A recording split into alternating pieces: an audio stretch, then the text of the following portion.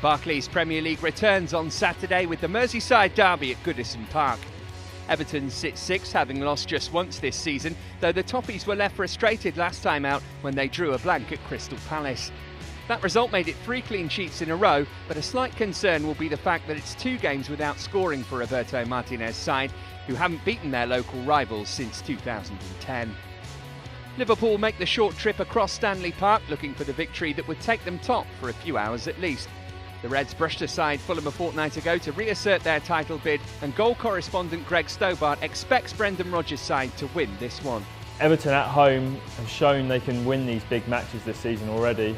City and Chelsea stand out, of course, but Liverpool's strike force really, for me, is the best in the country at the moment, and I think the score will be 2-1 to Liverpool.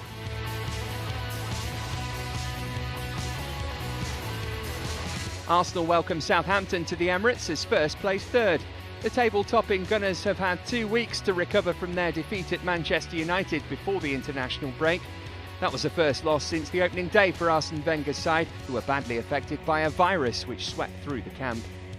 What a season it's been for Southampton.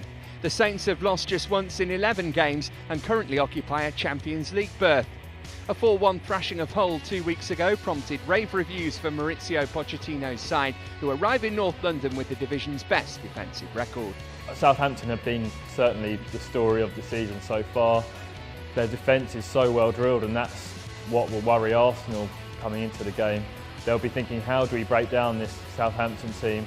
And Southampton have the players to threaten Arsenal on the counter-attack, and a couple of teams have done that at the Emirates this season. But the thing with Arsenal is, even when they're not playing too well, they've got the players at the moment, they've got the confidence to score goals out of nothing, and brilliant goals too. And I think they'll have too much for Southampton. I think they'll win 2-0.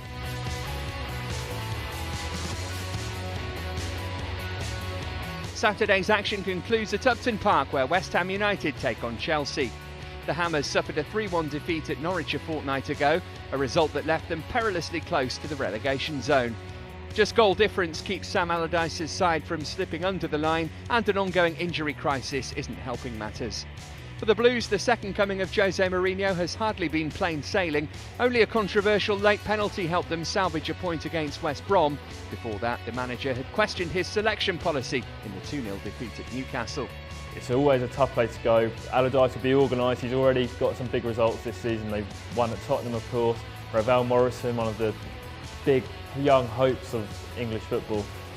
I think Chelsea would do well to get a point out of this, and I think, knowing Mourinho, we've seen the way he's set up, for example, at Old Trafford, I think he'd take a point as well, so I'm going to say 1-1.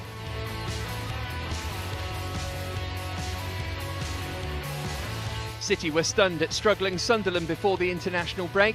The 1-0 defeat was their second successive away loss and means it's just 4 points from a possible 18 on the road.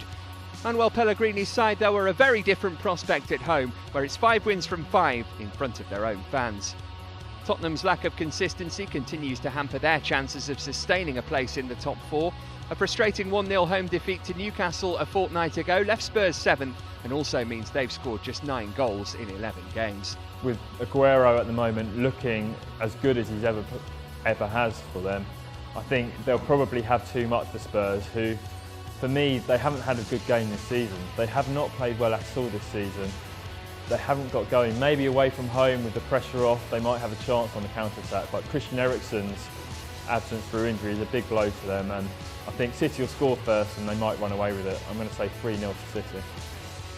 Elsewhere, Greg predicts wins for Swansea, Hull, Newcastle, Manchester United and West Brom, with a goalless draw expected at the Britannia Stadium. And remember to use the Goal Live Match Centre to keep up to date with all the weekend's action.